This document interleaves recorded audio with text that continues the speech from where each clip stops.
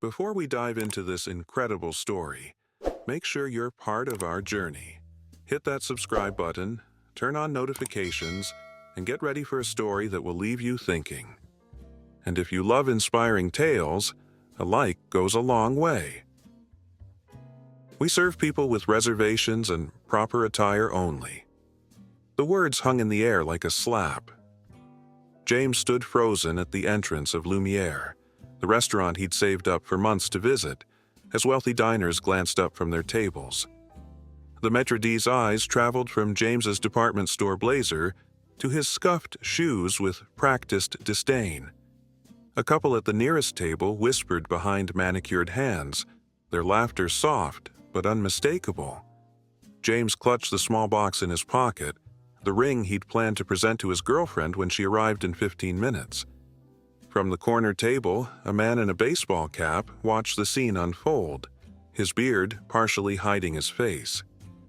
He took a slow sip of water, set down his glass, and pushed back his chair. Nobody recognized him yet, but everyone was about to remember this night. If this moment made you feel something, imagine what's coming next. Hit that like button and stay with us. Subscribe now. James's face flushed hot with embarrassment as he tried to find his voice. I made a reservation 2 weeks ago. James Mercer, table for 2 at 7:30. His fingers trembled slightly as he pulled out his phone to show the confirmation email. The maître d' barely glanced at the screen, his expression unchanged. Yes, I see your name. However, we maintain certain standards at Lumiere. Perhaps you misunderstood our dress code policy. His voice carried just loud enough for nearby tables to hear. We can recommend several casual dining options nearby that might be more suitable. The emphasis on the last word made its meaning clear. James didn't belong here, among people who could drop hundreds on dinner without checking their account balances first. A woman at a nearby table touched her companion's arm and nodded toward the entrance, their amused expressions adding another layer to James's humiliation. 2 businessmen in tailored suits walked past James, nodding to the maître d', who smoothly welcomed them with a warm, "Good evening, gentlemen," and a slight bow. The contrast was deliberate and devastating. James clutched the ring box in his pocket, its presence now a cruel joke. How had he thought this would work? He'd saved for months, picked up extra shifts, rehearsed what he'd say when Allie arrived. I can wait for my girlfriend outside, James said quietly, dignity slipping through his fingers like sand. She's wearing... The maître d' raised his hand slightly, the universal gesture for silence, not bothering to hide his impatience. I understand, sir, but our policy is quite firm. His voice softened artificially as he noticed others watching. Perhaps another establishment would be better for your special occasion. At the corner table, the man in the baseball cap set down his napkin. Something in his posture had changed, a subtle shift from casual observation to focused attention. His server approached with practiced deference, leaning in to hear his quiet request. She nodded, glancing toward the entrance before moving quickly toward the host stand. James checked his watch. 10 minutes until Allie would arrive. His chest tightened at the thought of her finding him outside, of explaining why his perfect proposal plan had collapsed. A few diners had pulled out phones, sensing something worth documenting. The murmurs around the room grew as more people turned to watch, this unpredicted entertainment more interesting than their expensive entrees. The maître d' had begun to suggest nearby restaurants when he was interrupted by the server from the corner table. She whispered something in his ear that made his expression falter for the first time. Things are about to take a turn. Don't miss what happens next. Subscribe, like our video, and keep watching.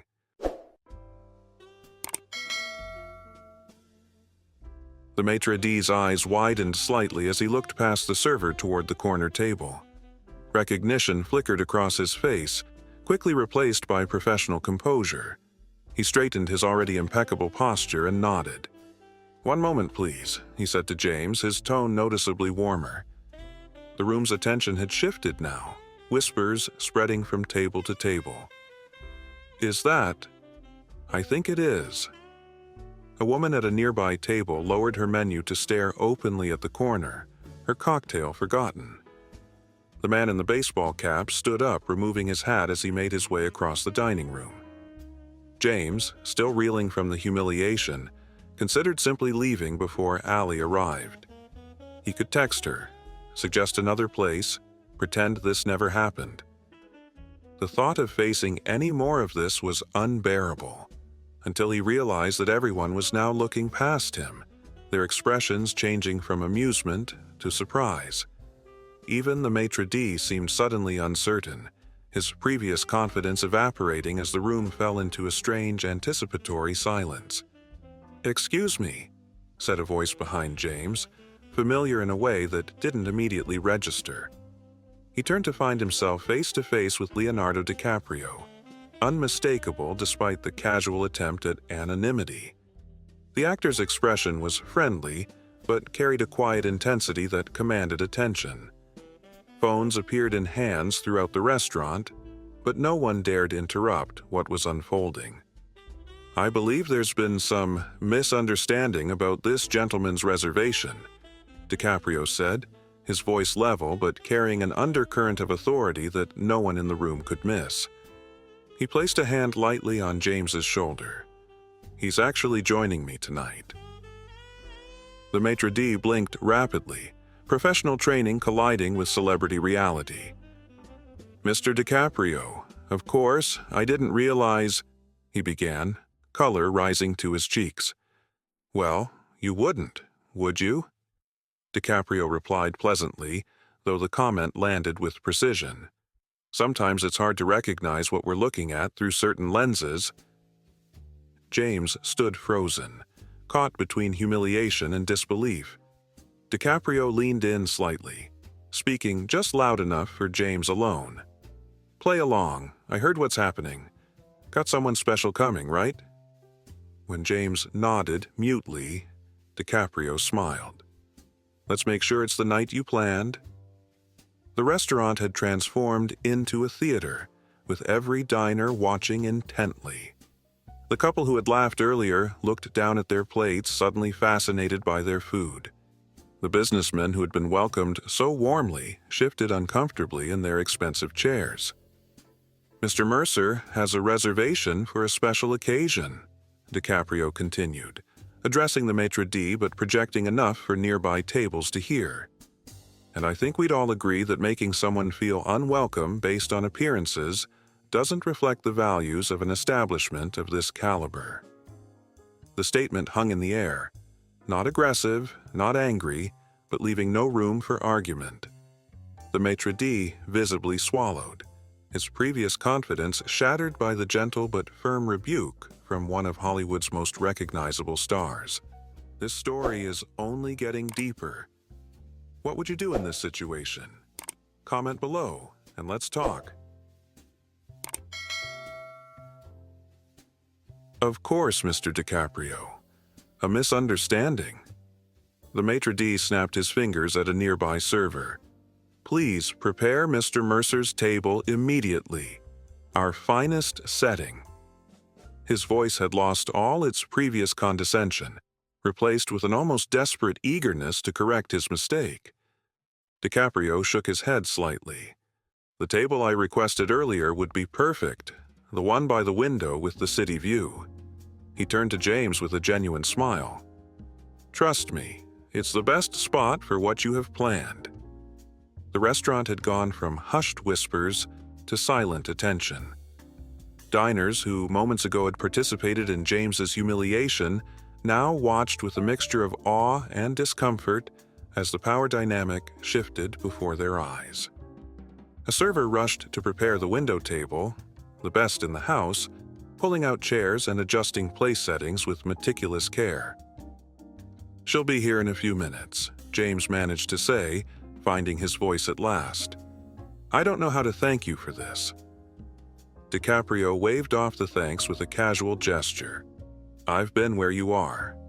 Not everyone remembers what it's like." His voice remained conversational, but carried easily in the silent room. "The thing about class," he continued, now speaking loudly enough for everyone to hear, "is that it has nothing to do with clothes or money. It's about how you treat people." The doors to the restaurant opened, and a young woman in a simple blue dress walked in, looking slightly nervous but excited. James's face transformed at the sight of her, vulnerability and love replacing his previous discomfort. DiCaprio nodded toward Allie with a smile. "Looks like your guest has arrived. Good luck tonight." He extended his hand to James, who shook it with visible gratitude. As they stood together, the contrast that had seemed so important minutes ago, between wealth and working class, between belonging and exclusion, suddenly seemed meaningless compared to the authentic moment unfolding. The maitre d' rushed to welcome Allie with exaggerated warmth, as though compensating for his earlier behavior. As Allie approached, her eyes widened in recognition of the actor standing beside her boyfriend. DiCaprio offered a warm smile and a brief greeting before excusing himself to return to his own table, giving the couple their moment while ensuring from a distance that they received impeccable service. Throughout the restaurant, diners who had participated in James's humiliation now sat with uncomfortable self-awareness. Some typed frantically on their phones, sharing their proximity to the celebrity, while pointedly omitting their role in the earlier scene. Others watched the young couple with a new perspective, perhaps seeing reflections of their own beginnings before success and status became their identity. James led Allie to the window table, where candles had been lit and a complimentary bottle of champagne waited.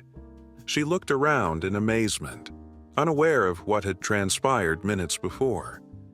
The ring box remained in James's pocket, but the weight of it felt different now. Not a source of anxiety, but a promise strengthened by unexpected support and recognition of what truly mattered. As they sat down, several staff members hovered nearby, suddenly eager to provide the evening's most attentive service. "It's not over yet. The best part is coming. Make sure you're subscribed so you don't miss it."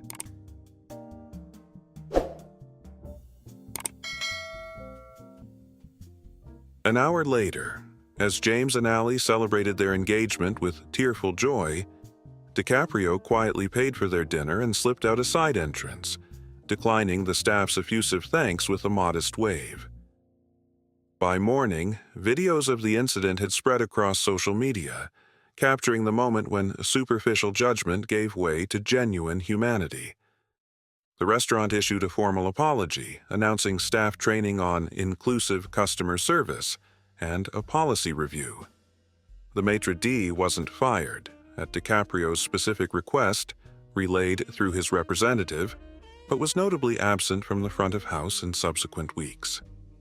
James and Allie's story resonated far beyond their circle.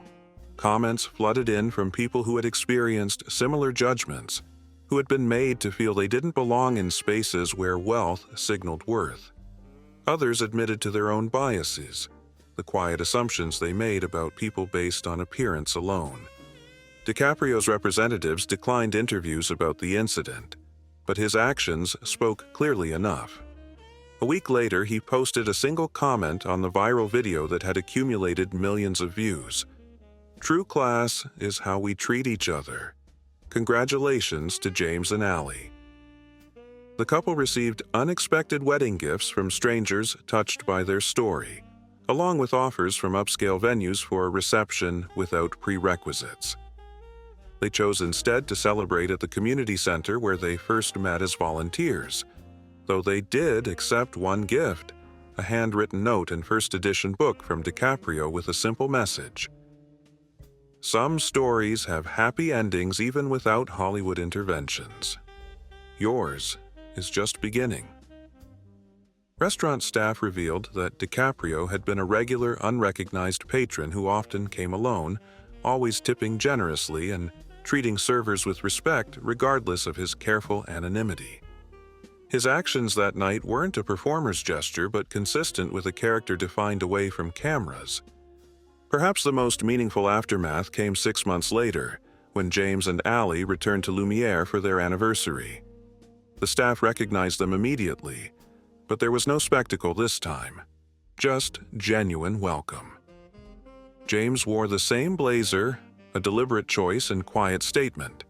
The maitre d', now working as a regular server, approached their table with sincere humility. "Your experience changed us," he told them quietly. "Changed me. I'm grateful for the lesson, though ashamed it had to be taught." The story continued circulating long after the initial viral spike, resurfacing whenever discussions of class, celebrity responsibility, or simple human dignity emerged in cultural conversations.